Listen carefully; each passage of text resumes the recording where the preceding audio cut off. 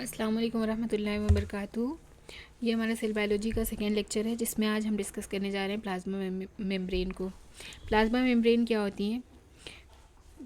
हमने last class में ये डिस्कस किया था कि सेल जो होता है वो सेल के अंदर का जो फ्लूइड होता है वो कैसा नेचर होता है, एक्वस इन नेचर होता है और वो अ, उसको एक आउटर बाउंड्री एक आउटर बाउंड्री होती है जिसे हम क्या बोलते हैं, प्लाज्मा मेम्ब्रेन।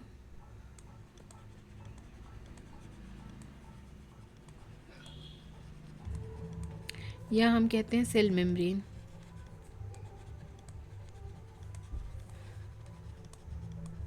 प्लाज्मा मेम्ब्रेन या सेल मेम्ब्रेन हम दोनों नाम से दोनों नाम से हम इसके आउटर बाउंड्री को कहते हैं।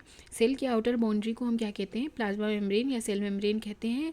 बेसिकली इसका काम क्या होता है, ये हमारे सेल को सेल के अंदर के इंट्रासेलुलर, सेल के अंदर जो होता है उसे हम क्या बोलेंगे, इंट्रासेलुलर, और सेल के बाहर क्या होता है, एक्स्ट्रा सेलुलर।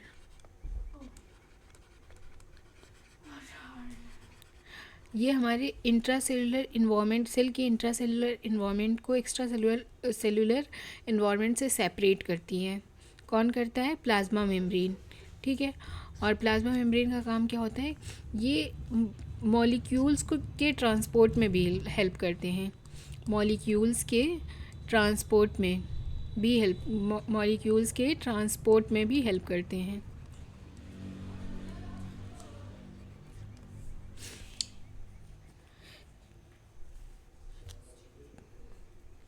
और मॉलिक्यूल का ट्रांसपोर्ट कैसा होता है, इनमें परमिएबिलिटी बैरियर के थ्रू होता है। परमिएबिलिटी बैरियर का मतलब क्या होता है, कुछ मॉलिक्यूल जो होते हैं इससे डायरेक्टली पास होके चले जाते हैं और कुछ मॉलिक्यूल को रिसेप्टर की ज़रूरत होती है। पास होने के लिए एक कैरियर या किसी रिसेप्टर की ज़रूरत होती है। तो जो मॉलिक्यूल इसमें डायरेक्ट पास हो सकते हैं, जो क्रॉस कर सकते हैं, उनको हम क्या कहते हैं, उनको हम सेमी परमेबल मॉलिक्यूल्स कहते हैं, जो इस प्लाज्मा मेम्ब्रेन में परमेबल हो सकते हैं। और कुछ मॉलिक्यूल होते हैं जो डायरेक्टली पास नहीं होते, रिसेप्टर के थ्रू जाते हैं, उसे हम क्या बोलते हैं, selectively permeable.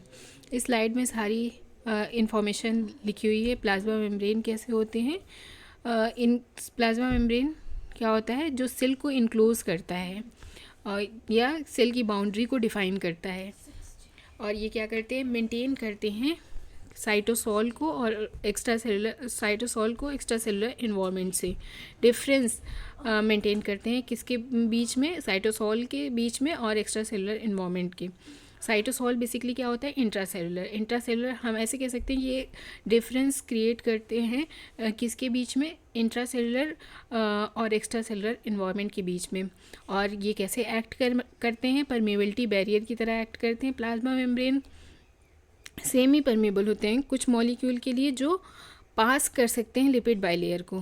Plasma membrane selectively permeable होते हैं उन मॉलिक्यूल्स के लिए जो नहीं पास कर सकते लिपिड बाइलेयर को। तो हम कंपोजिशन देखते हैं कि प्लाज्मा मेम्ब्रेन का कंपोजिशन क्या है। हम प्लाज्मा मेम्ब्रेन को स्टडी करने के लिए किस सेल का यूज़ करते हैं, आरबीसी को यूज़ करते हैं। आरबीसी क्या है, आरबीसी एक यूकैरियोटिक सेल है, लेकिन उसमें क्या होता है, न्यूक्लियस एब्सेंट होता है, लैक ऑफ न्यूक्लियस होता है। इसकी वजह से इसमें हमें सेल मेम्ब्रेन को स्टडी करने में आसानी होती है। प्लाज्मा मेम्ब्रेन किन किन चीज़ों से मिलकर बना है, तो प्लाज्मा मेम्ब्रेन लिपिड, प्रोटीन और कार्बोहाइड्रेट से मिलकर बना है। यहाँ पे हम प्लाज्मा मेम्ब्रेन के स्ट्रक्चर को देखते हैं, स्ट्रक्चर ऑफ सेल मेम्ब्रेन या प्लाज्मा मेम्ब्रेन। तो ये देखिए, इसमें क्या है, ये लिपिड मॉलिक्यूल है हमारे, और इसमें जो एम्बेडेड बीच बीच में है, ये क्या है, प्रोटीन मॉलिक्यूल है। ठीक है। अब हम देखते हैं कि प्लाज्मा मेम्ब्रेन 3 चीज़ों से मिलकर बना है, लिपिड, प्रोटीन, कार्बोहाइड्रेट। तो हम सबसे पहले देखते हैं कि प्लाज्मा मेम्ब्रेन में लिपिड कौन सी पाई जाती है। लिपिड बाइलेयर प्रेजेंट होती है प्लाज्मा मेम्ब्रेन में, जो मतलब लिपिड की 2 लेयर प्रेजेंट होती है। लिपिड एक ऐसा और एक इसके अपोजिट, जैसे एक हेड है, एक टेल है और एक टेल और एक हेड ऐसे प्रेजेंट होती है।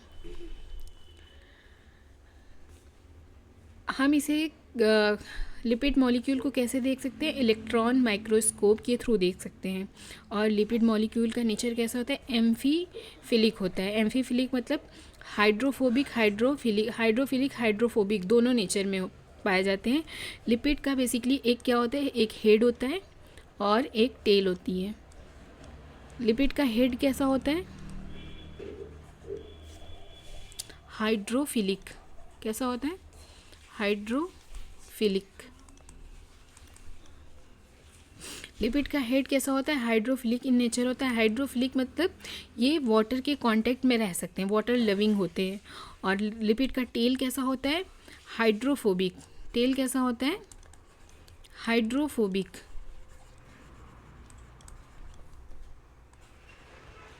हाइड्रोफोबिक मीन्स क्या होता है? ये वाटर फेयरिंग होते हैं, वाटर से इनको डर लगता है, ये वाटर के कांटेक्ट में नहीं रह सकते। और हम हेड कैसा होता है नेचर में? पोलर इन नेचर होता है। और हमारा जो टेल है वो कैसा होता है? नॉन पोलर इन नेचर होता है।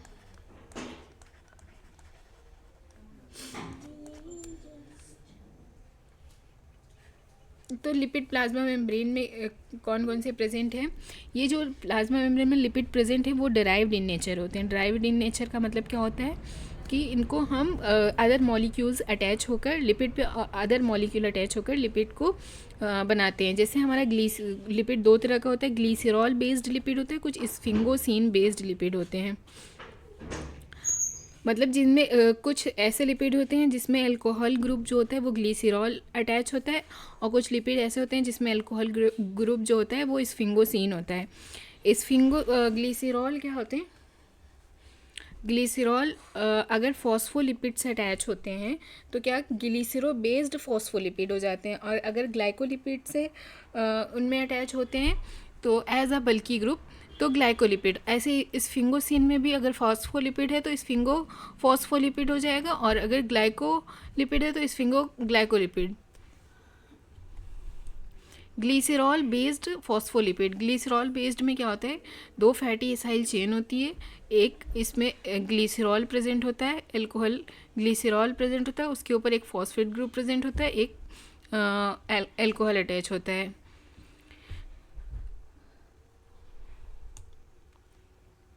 फॉस्फोलिपिड जो होते हैं वो 4 कंपोनेंट से मिलकर बने होते हैं। पहला क्या होता है? Alcohol, phosphate, glycerol, fatty acid. ये हमारा पोलर हेड है, ये नॉन पोलर टेल। ये हमने एक एग्जाम्पल लिया है। तो जो फैटी एसाइल चैन के बेसिस पे हम लिपिड को कई पार्ट्स में मतलब कितने फैटी एसाइल चैन प्रेजेंट हैं उस बेसिस पे हम mono fatty acyl chain, di fatty acyl chain और ट्राई फैटी एसाइल चैन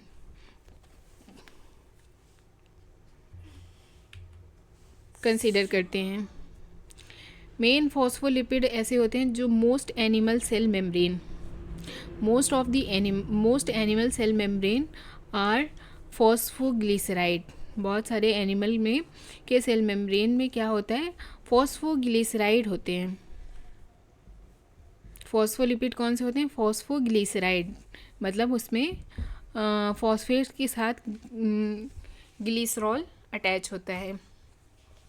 अच्छा, मोनोएसिल ग्लिसरॉल कैसे एक्ट करते हैं? सेकेंडरी मैसेंजर की तरह एक्ट करते हैं। सेकेंडरी मैसेंजर का मतलब क्या है? ये हमारा सेल है, हाँ, सेल के अंदर यहाँ न्यूक्लियस प्रेजेंट है। कोई मान लीजिए कोई यहाँ से इंफॉर्मेशन सेल के अंदर आ रही है, और ये जो होते हैं मोनोएसिल चैन जो होते हैं वो एज अ रिसेप्टर सेल के अंदर साइटोसोल में प्रेजेंट होते हैं। तो ये यहाँ से मतलब सेल के अंदर से इन रिसेप्टर को बाइंड करते हैं, रिसेप्टर को बाइंड करके फिर ये आगे इन्फॉर्मेशन को प्रोसीड करते हैं। तो ये कैसे एक्ट करते हैं? सेकेंडरी मैसेंजर की तरह। अगर प्लाज्मा मेम्ब्रेन पर कोई रिसेप्टर प्रेजेंट है और यहाँ से इन्फॉर्मेशन को ले रहा है तो ये हमारा प्राइमरी मैसेंजर हो जाएगा। सेकेंडरी मैसेंजर अगर वो सेल के अंदर है, ठीक है। तो यहाँ पे हम देखते हैं एक ग्लीसरॉल है और एक फैटी एसाइल चेन, अगर एक फैटी एसाइल ग्लिसरॉल के साथ एक फैटी एसाइल चेन होगी तो उसे हम क्या कहेंगे, मोनो एसिल ग्लिसरॉल। क्या बोलेंगे, मोनो एसिल ग्लिसरॉल। ये हमारा क्या है, पोलर हेड है और एक नन पोलर टेल है। यहाँ पे हेड नहीं, टेल होगा। एक नन पोलर टेल है, सिर्फ टेल जो होती है एक प्रेजेंट है, तो टेल के बेसिस पे हम इसे क्या कहेंगे, मोनो एसिल ग्लिसरॉल। ठीक है। अब हमारा डाई एसिल ग्लिसरॉल मतलब क्या होता है, दो फैटी एसाइल चैन प्रेजेंट हो जिसमें, मतलब हमारा ग्लिसरॉल के साथ दो फैटी एसाइल चैन प्रेजेंट हो तो उसे हम क्या बोलेंगे, डाई एसिल ग्लिसरॉल। ये मोस्ट कॉमन होता है हमारे सेल मेम्ब्रेन में, जो हमारे सेल मेम्ब्रेन में प्रेजेंट होती है लिपिड, वो कौन सी होती है, डाई एसिल ग्लिसरॉल। और डाई एसिल ग्लिसरॉल क्या होता है, ऐसे मान लीजिए ये कैसे हमारे मेम्ब्रेन को फॉर्म करती है, तो ये ऐसे होती है। तो अगर इसका हम स्ट्रक्चर बनाएंगे तो ये कैसा बनता है, ऐसे ऐसे। और फिर ये हाइड्रोफोबिक इन नेचर होती हैं, इनका टेल जो होता है हाइड्रोफोबिक होता है, तो ये एक दूसरे से जब पानी के कांटेक्ट में होती है तो एक दूसरे से चिपक जाती हैं, बचाती हैं खुद को। तो ऐसे ऐसे करके हमारा, और कुछ नीचे नीचे से भी डाइसिल ग्लिसरॉल अटैच होकर मेम्ब्रेन बना लेते हैं। ठीक है। अब हमारा ट्राई एसिल ग्लिसरॉल क्या है, जिसमें 3 फैटी एसाइल चैन प्रेजेंट हो, उसे हम ट्राई एसिल ग्लिसरॉल बोलेंगे। ये बेसिकली किस चीज़ के फॉर्मेशन में हेल्प करते हैं, फैट ड्रॉपलेट्स के फॉर्मेशन में हेल्प करते हैं। हमारे फैट में जो एडिपोज टिश्यू पाई जाती है उसमें होता है ग्लिसरेलोसोम। ठीक है। लेकिन इसमें क्या होता है,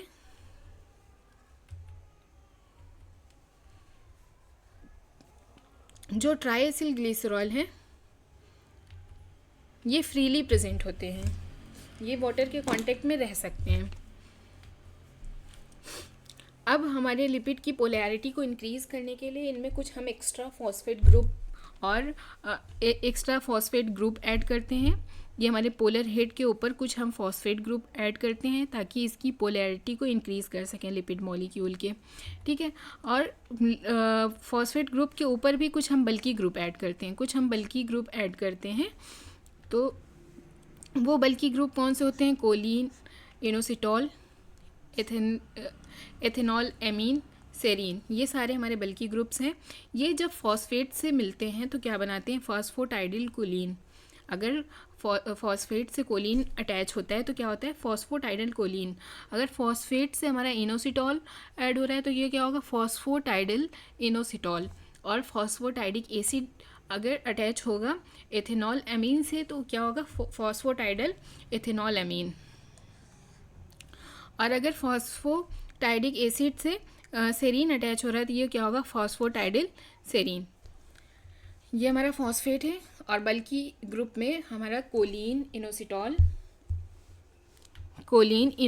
एथेनॉल एमीन, सेरीन, कोई भी बल्कि ग्रुप अटैच होगा तो क्या बनाएगा, इधर फॉस्फोटाइडल कोलिन, अगर कोलिन अटैच हो रहा है, अगर इनोसिटॉल अटैच हो रहा है बल्कि ग्रुप तो फॉस्फोटाइडल इनोसिटॉल होगा। और फॉस्फोटाइडल एथेनॉल एमीन अटैच होगा तो वो कैसा होगा, अगर एथेनॉल अमीन अटैच होगा तो वो क्या होगा, फॉस्फोटाइडल एथेनॉल अमीन।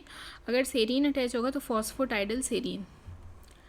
अब हम सबसे पहले देखते हैं फॉस्फोटाइडल कोलिन क्या होता है, कहाँ प्रेजेंट होता है। ये हमारा ज़्यादातर एक्सोप्लाज्मिक फेज़ पे प्रेजेंट होता है, प्लाज्मा मेम्ब्रेन के एक्सोप्लाज्मिक फेज़ पर प्रेजेंट होता है। और ये बैक्टीरिया में एब्सेंट होता है, बैक्टीरिया में फॉस्फोटाइडल कोलिन नहीं पाया जाता। और हमारे प्लाज्मा मेम्ब्रेन में कहाँ प्रेजेंट होता है, एक्सोप्लाज्मिक फेज़ पे।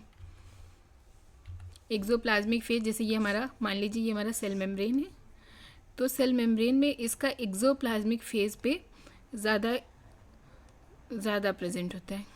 थोड़ा सा इंडोप्लाज्मिक की तरफ होता है लेकिन ज़्यादातर ये किसकी तरफ होता है, एक्सोप्लाज्मिक फेज की तरफ होता है। फिर हमारा फॉस्फोटाइडल इनोसिटॉल है, ये एबेंडेंटली कहाँ प्रेजेंट होता है, साइटोप्लाज्मिक फेज की तरफ। अच्छा, ये हमारा यहाँ पे डिफाइन नहीं हो रहा ना, एक्सोप्लाज्म मतलब सेल के बाहर, इंडोप्लाज्म मतलब सेल के अंदर। ठीक, तो ये किस तरफ ज़्यादा है, ज़्यादा एक्सोप्लाज्मिक की तरफ है, तो हम इसे क्या बोलेंगे, एक्सोप्लाज्मिक फेज़ की तरफ। कौन सा फॉस्फोटाइडल कोलिन हमारा ज़्यादातर किसकी तरफ प्रेजेंट होता है, एक्सोप्लाज्म फेज़ की तरफ।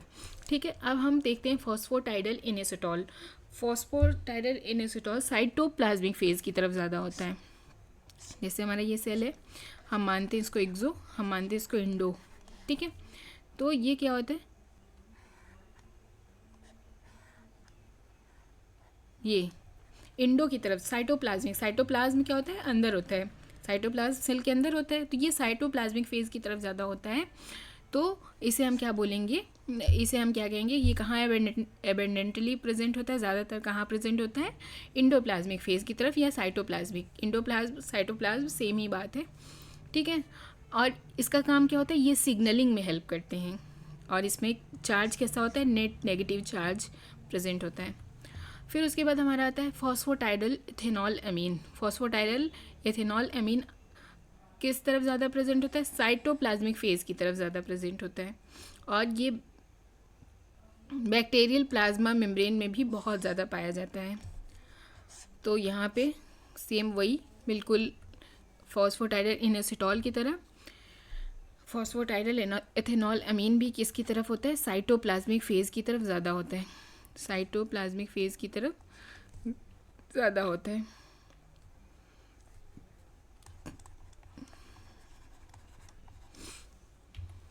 फिर उसके बाद हमारा आता है फॉस्फोटाइडल सेरीन। फॉस्फोटाइडल सेरीन कहाँ ज़्यादा प्रेजेंट होता है, साइटोसोलिक, ये भी साइटोसोलिक फेज़ की तरफ प्लाज्मा मेम्ब्रेन में प्रेजेंट होता है। ये बैक्टीरिया में एब्सेंट होता है, बैक्टीरिया में फॉस्फोटाइडल सेरीन नहीं प्रेजेंट होता, और ये भी नेगेटिवली चार्ज होता है, और एनेक्सिन 5 डाई से इसकी एफिनिटी होती है। और ये फॉस्फोटाइडल सेरीन आउटर लीफलेट पे फ्लिप्ड आउट होता है, और कैसे एक्ट करता है, ईट मी सिग्नल की तरह, एपोप्टोटिक सिग्नल की तरह एक्ट करता है। ठीक है, यहाँ पे हमारा सबका स्ट्रक्चर है, ये ऑथेंटिक बुक का स्ट्रक्चर है। फॉस्फोटाइडल इथेनॉल अमीन, phosphatidyl serine, phosphatidyl Colin, sphingomyelin. अब ये तो हम लोग जब ग्लिसरॉल बेस्ड लिपिड पढ़ेंगे तो उसमें पढ़ेंगे, स्फिंगोसिन बेस्ड लिपिड जब पढ़ेंगे तब पढ़ेंगे। Thank you so much for watching. Please do like, subscribe and share.